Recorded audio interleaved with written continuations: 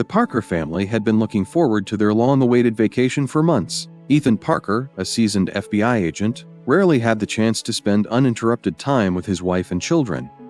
His demanding job required him to always be on alert, which often made it difficult to relax and enjoy the simple moments with his family. His wife, Lena, a dedicated civil rights attorney, also carried the weight of her work, constantly advocating for justice and fairness in the courtroom. Both of them had hectic schedules, but this vacation was supposed to be a break, a chance to recharge, reconnect, and just be a family. The resort was nothing short of paradise. Located by the ocean, it was the perfect escape, with its clear blue skies, the rhythmic sound of waves crashing against the shore, and the warm sun casting a golden glow over everything. Ethan sat back in a lounge chair by the pool, wearing sunglasses and sipping a cold drink, finally allowing himself to feel a sense of peace he hadn't felt in a long time. Lena, sitting next to him, was engrossed in a novel she had been meaning to finish for weeks, her expression calm and content. Meanwhile, their two children, Jackson, 12, and Emily, 7, played happily in the shallow end of the pool. Their laughter echoed through the peaceful resort, filling the air with pure joy. For the first time in what felt like forever, Ethan allowed himself to relax. He wasn't thinking about work, about his next case, or about the dangers that usually loomed in the back of his mind. At that moment, he was just a father, a husband, enjoying the presence of his family. The pressures of their daily lives melted away, replaced by the simple pleasure of watching his children play and hearing his wife's occasional chuckle as she read. It was a rare, perfect moment, one that they all desperately needed. But just as Ethan reached for his drink, he noticed something that immediately unsettled him. A resort security guard was walking toward them, his expression unreadable, but his posture rigid with authority. Ethan immediately sensed the shift in the atmosphere as the security guard approached. The man's expression was neutral, but there was something in his eyes, an underlying suspicion that sent a familiar wave of frustration through Ethan. This wasn't the first time he'd experienced something like this. The guard stopped a few feet away and cleared his throat. "Excuse me, sir," he said, his voice firm but distant. "I need to verify that you're a guest here." Ethan took off his sunglasses and looked the guard directly in the eye. His voice was calm but unwavering. "I am a guest here. My family and I checked in yesterday." Lena, sensing the tension, put her book down and sat up. She knew exactly what was happening. It was a scenario they had encountered too many times before, one where their presence alone was enough to warrant suspicion. She exchanged a look with Ethan, both of them silently acknowledging the exhausting reality of the moment. The guard smirked slightly, though his smile didn't reach his eyes. "It's just policy, sir. I'll need your room number so we can confirm with the front desk." Ethan exhaled slowly, keeping his composure. "Room 305, he said simply. The guard nodded, but didn't move away. Instead, he lingered, his stance rigid, as if expecting a problem. Lena's patience was already wearing thin. "Is there an issue?" she asked, her voice polite but sharp. "No problem, ma'am," the guard replied. "Just a routine check." Ethan had heard that phrase too many times before. It was never just routine. His family was being singled out, and they all knew it. Still, he didn't want to escalate the situation in front of his children. "Go ahead and check," he said, his tone measured but firm. As the guard walked away, Lena clenched her jaw, frustration clear in her eyes. "This is what a relaxing vacation looks like for us," she muttered. Ethan sighed, rubbing his temples. The peaceful moment they had just been enjoying was gone, and deep down, he knew this was only the beginning. Minutes passed, but the security guard didn't return alone. Instead, he came back with another guard, both of them walking with a new sense of authority. Ethan could tell by the way they moved. This wasn't just a simple confirmation anymore. Something had shifted. Lena straightened in her chair, already bracing herself for what was coming. She could feel the tension in Ethan's posture as well. The second guard, a taller man with a hardened expression, stepped forward. "Sir," he said, his voice more forceful than before, "we need you and your family to leave the pool area until we verify your information." Ethan sat up fully now, his body tense but his expression controlled. "I already told you," he said, keeping his voice even. "We're in room 305. If you need to confirm, call the front desk." "There's no reason for us to leave." Lena was on her feet now, her patience worn thin. "We've already answered your questions," she said, her voice sharper than before. Why are you asking us to leave when you could just check the system? What exactly is the problem here? The second guard hesitated for a fraction of a second before delivering his carefully rehearsed response. We've had some issues with non-guests sneaking into the pool area, he said flatly. This is just a procedure to protect the resort's property. Lena's eyes narrowed. And is this procedure being applied to everyone, or just to families like ours? The first guard's jaw tightened, but he kept his professional tone. Ma'am, this isn't what you think. We're just following policy. Ethan placed a calming hand on Lena's shoulder. He understood her anger because he felt it too, but he also knew how quickly these situations could spiral out of control. Let them check, he said softly, though his own frustration was barely contained. Still, the mood had changed. Their children, who had been playing so joyfully just moments ago, now stood frozen in the water. Jackson watched the guards with confusion while Emily clung to her brother's arm, her small face tight with worry. The vacation was no longer about relaxation. It had become something else entirely. The tension in the air was thick as Ethan and Lena stood their ground. They had already answered every question, provided their room number, and done nothing to warrant suspicion. Yet here they were, being asked to leave while the so-called verification took place. Ethan could feel Lena's anger rising beside him, and for good reason. This wasn't about policy. It was about something deeper, something uglier. Before they could say anything else, the security guards returned, this time with 2 police officers. The sight of them marching toward his family sent a wave of unease through Ethan's chest. The once relaxed atmosphere of the resort had shifted. Guests lounging by the pool were no longer just sunbathing. They were watching, whispering, and, in some cases, recording on their phones.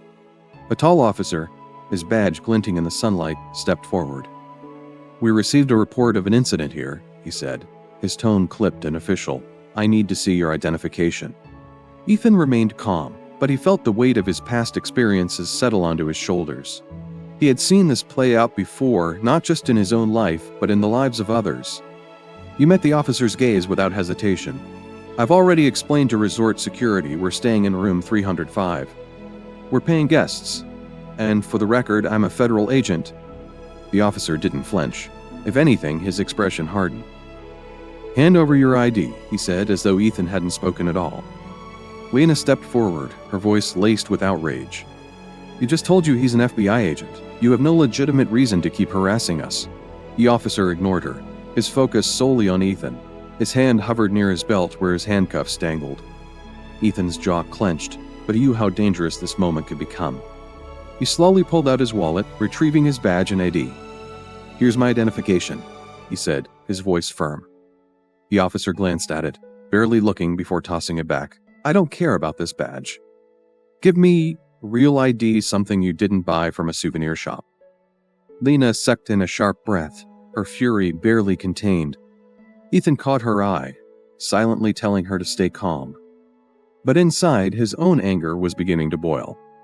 Ethan could feel the heat rising in his chest, but he knew losing his temper wouldn't help. He had seen too many situations like this escalate into something far worse. Keeping his expression controlled, he reached into his wallet again, this time pulling out his driver's license and handing it over. The officer barely glanced at it before tossing it back carelessly, his expression unchanged. We still haven't gotten confirmation from the hotel, he said coldly. Until we do, I'm asking you and your family to leave this area. Lena's patience snapped. She stepped closer, her voice sharp and unyielding. Enough. We are paying guests at this resort, and we are not going anywhere. If you continue harassing my family, I will make sure you're held accountable for every single unlawful action you've taken here today. The officer smirked, unfazed. And who do you think you are, threatening us like that? Lena lifted her chin, her gaze unwavering. I'm an attorney, and my husband is a federal agent. You've made a serious mistake today, and I promise you, it will not be ignored. A hush fell over the crowd. More guests had started recording the scene, their murmurs growing louder. The tension in the air was suffocating. Ethan stole a quick glance at his children. Jackson was watching the officers with wide, confused eyes, his young mind struggling to process what was happening. Emily clung tightly to Lena's side, her small hands gripping her mother's dress. Then, without warning, the younger officer, The one who had been the most aggressive stepped forward, pulling out his handcuffs. "Put your hands behind your back," he ordered, "or we will use force." Ethan stood still, his body rigid. He stared at the officer, his voice calm but carrying an unmistakable edge. "You're making a big mistake." But the officer wasn't listening. He was waiting for any sign of resistance, any excuse to escalate the situation. Ethan had spent his career bringing down dangerous criminals, but now, here he was, being treated like one in front of his own children. Slowly, deliberately, he placed his hands behind his back. The cold metal of the cuff snapped around his wrists, and as he heard Emily's small, frightened sobs, something inside him broke. The moment the handcuffs clicked shut around Ethan's wrists, time seemed to slow. A stunned silence spread over the pool area, the once lively resort now thick with tension. Guests who'd been watching in quiet disbelief were now openly recording, their murmurs growing louder. But Ethan barely registered them. His focus was on his family, on the fear in his daughter's wide, tear-filled eyes, on the confusion twisting his son's face into something he had never seen before. Lena's fury exploded. "That's enough!" she shouted, her voice cutting through the heavy air. She stormed toward the officer, holding Ethan, her hands clenched into fists at her sides. "Do you even realize what you're doing? You just put handcuffs on a federal agent, my husband, without a single valid reason. You have no right to detain him." The younger officer, still gripping the cuffs, barely spared her a glance. "Ma'am, step back. If you interfere, we'll have to detain you as well." Lena didn't flinch. "Detain me for what? Standing up for my husband? You've humiliated my family in front of our children and everyone here, all because you assumed we didn't belong." The older officer, who had remained quiet through most of the ordeal, suddenly stepped forward, his gaze flicking nervously to the growing crowd. More and more resort guests were openly expressing their disapproval, their voices no longer just whispers. He seemed to finally grasp what was happening, the reality that this wasn't just another incident that would be quietly swept away. "Ma'am," he said, his voice lower now, trying to maintain control. "We were just following procedure." Lena let out a bitter laugh. "Your procedure is illegal, and you know it. You targeted my family, arrested my husband without cause, and traumatized our children. Do you think we're just going to let that go?" Ethan, still eerily calm, looked directly at the young officer, the one who had cuffed him without hesitation.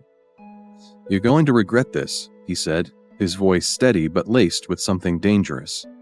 For the first time, doubt flickered in the officer's eyes. He had been so sure of his authority, so sure that he was in control. But now, as he looked at the furious mother, the unshaken father, and the watching crowd, something shifted. And then, just as suddenly as it had begun, the older officer made his decision. "Release him," he ordered. The moment the order was given, the younger officer hesitated. His fingers lingered on the cuffs as if debating whether to push forward or obey. But the weight of the situation had changed. The poolside had become a stage, and the audience was no longer silent. Guests stood with their phones raised, their eyes sharp with disapproval. The tension in the air was suffocating. With a clenched jaw, the officer finally reached for his key and unlocked the cuffs. As the cold metal fell away from Ethan's wrists, he slowly brought his hands forward, rubbing the red marks left behind. He didn't say a word, but his silence carried more weight than any argument could. Lena, still furious, wasn't finished. She turned her gaze to the officers, her voice unwavering. "You think this ends here?" she said. "You just unlawfully detained a federal agent in front of his wife and children. You've humiliated us, treated us like criminals, and now you think you can just walk away." The older officer, now clearly realizing the gravity of the situation, took a step toward her. His voice was measured, but there was an unmistakable undercurrent of nervousness. "Ma'am, I understand your frustration, and we will conduct an internal review." Lena cut him off. "No, you will answer for this. This isn't just frustration. This is discrimination, and it won't be handled quietly. I will make sure of that." Ethan finally spoke, his voice calm but filled with quiet authority.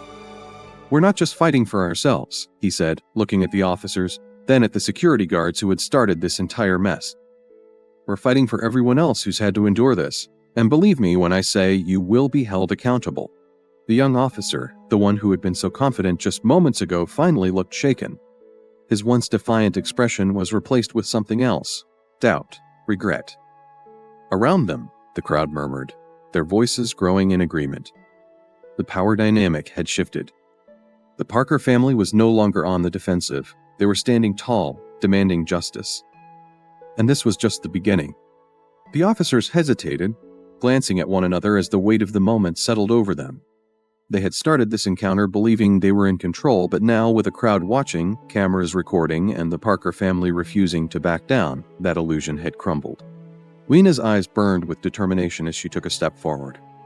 "You think you can erase what just happened with an apology?" she asked, her voice cold and unwavering. "You humiliated my husband. You terrified my children. You made an assumption about us based on nothing but your own biases, and now that you realize who you were dealing with, you want to walk away?" The older officer let out a slow breath, his posture shifting into something more defensive. "We didn't mean for this to escalate like it did," he said, carefully choosing his words. "We were just following policy." "Your policy is discrimination," Ethan interrupted, his voice quieter but filled with something far more dangerous than anger. "And it's not just happening to us. How many others have you treated like this who didn't have the power to fight back?"